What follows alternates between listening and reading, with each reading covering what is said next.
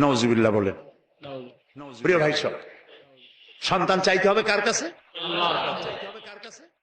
মানুষের কি খারাপ আকীদা, বলে কি আল্লাহর ধন খাজারে দিয়া আল্লাহ গেছে খালি হইয়া, কেউ ফেরে না খালি হাতে। কি আমি জানি, কিন্তু আমি টেস্ট করলাম। এই গান গাওয়া জায়েজ নাই, বিশ্বাস করাও কত বড় মারাত্মক কথা। আপনার কি চিন্তা করছেন? আল্লাহর ধন খাজারে দিয়া আল্লাহ গেছে খালি হইয়া, তাহলে আল্লাহর অবস্থা এখন তো খুবই করুণ। কিছু দরকার হলে খাজার কাছে দরখাস্ত করা ছাড়া, জোরে কর নাউজুবিল্লাহ, নাউজুবিল্লাহ। কি মারাত্মক, কি মারাত্মক।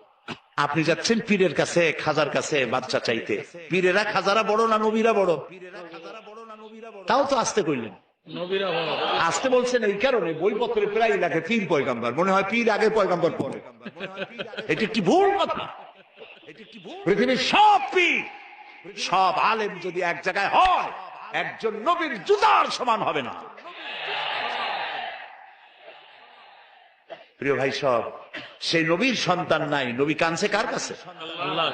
সূরা আলে ইমরানের মধ্যে পড়েন, হযরতে জাকারিয়া আলাইহিস সালাম আল্লাহর কাছে সন্তান চেয়েছেন।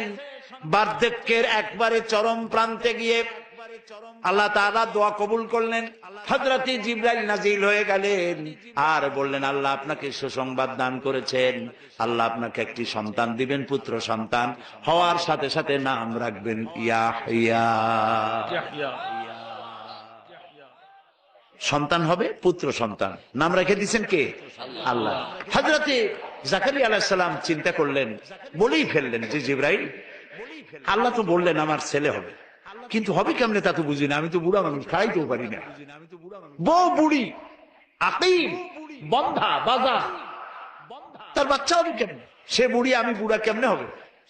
হযরত জিবরাইল তো কথা কবে না, কে না বললে? আল্লাহ তাআলা জবাব বললেন, একটা আয়াত বলে নাই, একটি শব্দ বলেছেন আল্লাহ তাআলা, কাযালিক, আমি যেভাবে চাই সেইভাবেই হবে। সুবহানাল্লাহ। আল্লাহ চাইলে কি না হয়। এই বুড়া বয়সে আল্লাহ ছেলে দিলেন কে? জাকারিয়া আলাইহিস সালামকে। কে দিয়েছেন? চিল্লায় বলে, আল্লাহ তাআলা তাকে সন্তান দিয়ে দিয়েছেন। আল্লাহ কিছু, আল্লাহ একটা মানুষ বানাবেন, খালি কতটুকু মাটি হইল হইল, মা বাবু লাগবে না, মাও লাগবে না। পারছেন না বানাইতে? কারে বানাইছেন? এরপরে বাপেরও দরকার নাই, খালি একটা মেয়ে লোক হলেই হলো। পারছেন না বানাইতে? কারে বানাইছেন? ঈসা আলাইহিস সালাম। ইন্নাল্লাহা আলা কুল্লি শাইইন কাদির। সমস্ত জিনিসের উপরে ক্ষমতা রাখেন কে? আল্লাহ। আল্লাহ, আল্লাহ। আমার মা বোনেরা যারা এসেছেন, আমার ভাইয়েরা যারা এসেছেন, ওয়াদা করুন মানুষের কাছে, কোন পীর সাহেবের কাছে, কোন হুজুরের কাছে এই মনের বাসনা রাখবেন না যে উনি আপনার আশা পূরণ করতে পারবেন। এই বাসনা রাখবেন না।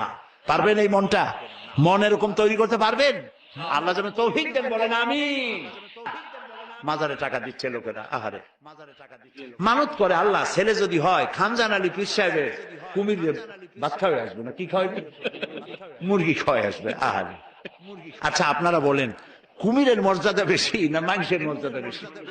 আরে গরিব মানুষের যদি এই দৃশ্য দেখে কানবে আর বলবে, আল্লাহ মানুষ না হইয়া খানজানের দিকে যদি কুমির হইতাম তাও মুরগি গাইতে পারতাম। আস্তাগফিরুল্লাহ। আমরা বলি আস্তাগফিরুল্লাহ। আহারে কি কপাল পোড়া মুসলমান। বাইজিদ বোস্তামী রহমতুল্লাহ আলাইহির মাজার দেখলাম চট্টগ্রাম। ইতিহাস বলে না যে ওখানে ওনার মাজার আছে, একবার আসছিলেন, এটা আছে, কিন্তু মাজার আছে ইতিহাসটা বলে না। ওইখানে বড় একটা পুকুর, ওর মধ্যে আছে কচ্ছপ, বড় বড় কচ্ছপ, সেদনা পড়ে গেছে গায়ে। আহারে মুসলমান, মাথা একটু আমার চোখ দিয়ে দেখা, মুসলমান গাটলায় বসে কি বলে ছাগলের কলজিয়া, গরুর কলজিয়া কেটে কেটে নিয়ে গেছে কচ্ছপের খাওয়া, আর কচ্ছপের কদমবুসি করে, কচ্ছপের পায়ে হাত দিয়ে চুমা খায়। আহারে আশরাফুল মখলুকাত আল্লাহ বানাইলো, ওয়ালাকাদ কাররামনা বানি আদম, আদম সন্তানকে সম্মান দিলাম। সেই সম্মানিত আদম সন্তান তারা গেল কসমের কদমবুসি করতে। নাউজুবিল্লাহি মিন যালিক। দেখলাম গাছ, অনেকগুলি গাছ আছে, এই গাছে দূরের থেকে দেখলাম এত ফল। আমি বললাম যে এত ফল হয়েছে গাছে, কি গাছ? গাছে গিয়ে কি কি ফল? ফল টল না, ইট আর পাথর ঝুলানো। আমি জিজ্ঞেস করলাম যে ইট পাথর কেন, এগুলো কারা ঝুলাইছে? কয় যে ওই যে মেয়ে লোক আসে যাদের বাচ্চা হয় না, ওরা ইট আর পাথর ঝুলাই ধরে। আমি বললাম এর সিগনিফিকেন্স কি, এর দর্শনটা কি, ঝুলাইলে কি হয়? তাদের ধারণা গাছে ইট পাথর ঝুলাই ঝুলে যেমন একটা ভার, ওই রকম পেটের মধ্যে ভার হইতে হইতে বাচ্চা হয়ে যাবে। বলে বলে কোথায় গেছি আমরা, কোথায় চলে গেছি? বলেন নাউযুবিল্লাহ।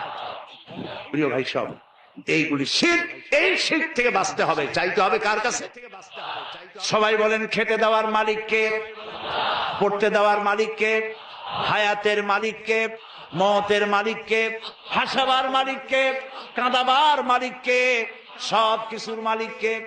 আল্লাহর নবী তাই বলেছেন, ওয়াইজা সাআলতা ফাসআলিল্লাহ ওয়াইজা ইসতাআনতা ফাসতাইন বিল্লাহ। কিছু চাইতে হইলে আল্লাহর কাছে, কিছু বলতে হলে আল্লাহরে বলো, কিছু চাইতে হলে আল্লাহর কাছে চাও। ইয়াকা নাবুদু ওয়া ইয়াকা নাস্তাঈন, সূরা ফাতিহার মধ্যে সারা জীবন পড়লাম, আয় আল্লাহ তোমারই গোলামি করি, তোমার কাছে সাহায্য চাই। একবার কাবা শরীফে মসজিদুল হারাম নামাজের ইমামতি করতেছিলেন খতিব আশ-শাইখ সৌদ আশ-শুরাইব। সুবহানাল্লাহ, কি তেলাওয়াত আল্লাহ তাদের জবানে দিয়েছেন। সুবহানাল্লাহ, আল্লাহ তাদের হায়াত দারাজ করুন, বলেন আমিন।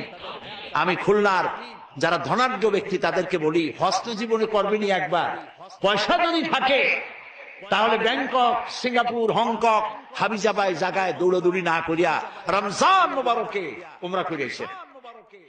রাসূলুল্লাহ বলেছেন, রমজান মুবারকে যে উমরা করলো সেজন্য আমার সাথে হজ আদায় করলো।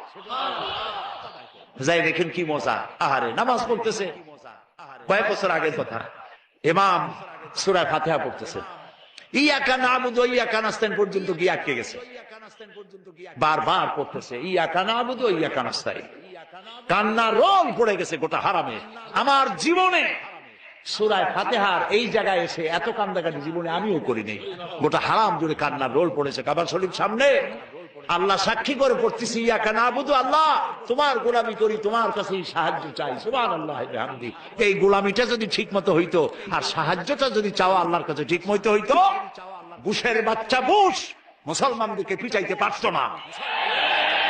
শারনের বাচ্চা শারন মুসলমানদের গায়ে হাত দিতে পারতো না।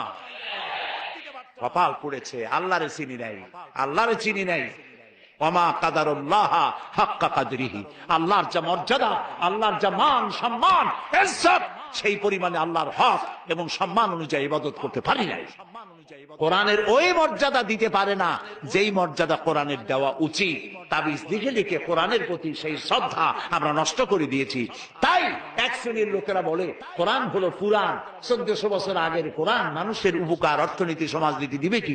কারণ আপনি তো অর্থনীতি সমাজনীতি পড়েন নাই, খালি তাবিজই তালাশ করছেন। কোন জায়গায় তাবিজ পড়, কি সব তাবিজ লেখে, লাল কালি, ধান্দা কেমনে লাগায় দেখেন। টিউবওয়েলের পানি, কলের পানি, ড্রেনের পানি, সালার পানি, বেড়ের পানি, খালের পানি, 7 জায়গার পানি, জাফরানের কালি, এগুলো আনিয়া তারপরে দাগ দেয়। কতগুলো লাল লাল দাগ দিয়া 1233, 1793, 612, 1117 সব হাবি যাবি।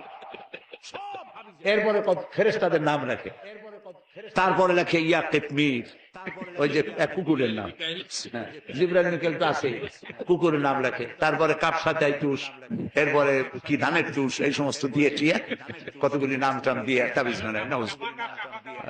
আবার 40 কি চেহেলকা, চেহেলকা, কাফাকা, কাফাকা, কামাকা, কুকুকু, কুকুর টুকু জাতীয় চেহেলকা, কুমকুমিয়া হাবিবি। কোথায় পাইছি আল্লাহ? কোন হাদিসে নাই।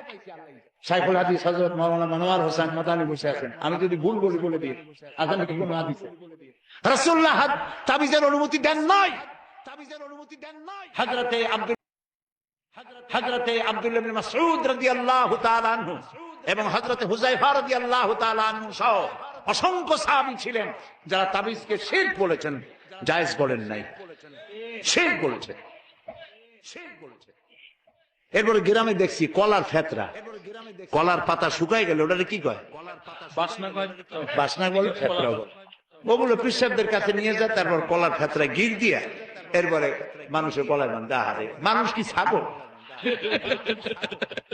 ওয়ালাকাদ কাররামনা বানি আদম, আল্লাহ বানাইলে সম্মানিত করে ফেতরার খোল বাঁধে দেয় গলায়। আস্তাগফিরুল্লাহ, আস্তাগফিরুল্লাহ। কিছু কিছু বাচ্চা দেখা যায়, ছোট ছোট বাচ্চা এতগুলো তাবিজ, হাঁটতেও পারে না। আমি চিন্তা করছি বাচ্চা যদি কথা কইতে পারতো, বাচ্চা কইতেছে আল্লাহ কি অপরাধ করছি, মায়ের পেটে তো ভালোই ছিলাম, এই দুনিয়া আসার পরে এতগুলো তাবিজ দিছে আমার গলায়। এরপরে আজমিরের সুতা, লাল সুতা, কালো সুতা, পিসাবদের কাছে সুতা নিয়ে যায়, ওনারা সুতায় ফু দেয়, ফু দেয় গিরে দেয়, ফু দেয় গিরে দেয়। আহারে, একদম জায়েজ নাই, এগুলো ব্যবসা। প্রিয় ভাই সব, রাসূলুল্লাহ এই কাজ করেন নাই, একজন সাহাবীও তাবিজ লেখেন নাই। ঝাড়ফুঁক জায়েজ আছে, এর অনেক হাদিস আছে, ঝাড়ফুঁক জায়েজ আছে, রাসূলুল্লাহ নিজে করেছেন, ঝাড়ফুঁক করেছেন। আর ঝাড়ফুঁকের জন্য দুটি আলাদা সূরা আল্লাহ তাআলা নাযিল করে দিয়েছেন, মাওয়াজাতাই, সূরা ফালাক, সূরা নাস। হাদিস শুনুন, রাসূলুল্লাহ বলেছেন সূরা ফালাক, সূরা নাস সকালে 3 বার আর রাতে 3 বার পড়ে হাত দুটো এরকম করে ফু দিয়া, সেই দুটি হাত সোরা গোটা শরীরে তেল ডলে যেরকম ওইরকম করে গোটা শরীরে যে করবে, শয়তানের, দুষ্ট জিন এবং দুষ্ট মানুষের সকল প্রকারের অনিষ্টতা থেকে আল্লাহ তাকে হেফাজত করবেন বলেছেন রাসূল করিম সাল্লাল্লাহু আলাইহি ওয়াসাল্লাম। সুতরাং প্রিয় ভাই সব, তাবিজের কাছে আল্লাহর রাস্তায় যাবেন না, আর শিরক করবেন না। আল্লাহ তাআলা বলেছেন আলাইসাল্লাহু বিকাফিন আবদা, আমি আল্লাহ, আমি আমার বান্দার জন্য যথেষ্ট নই? আপনারা কোন অবশ্যই যথেষ্ট, আপনারা বলেন অবশ্যই যথেষ্ট। সুতরাং এই কাজগুলির মধ্যে যাওয়া যাবে না, চাইতে হবে কার কাছে? আল্লাহ।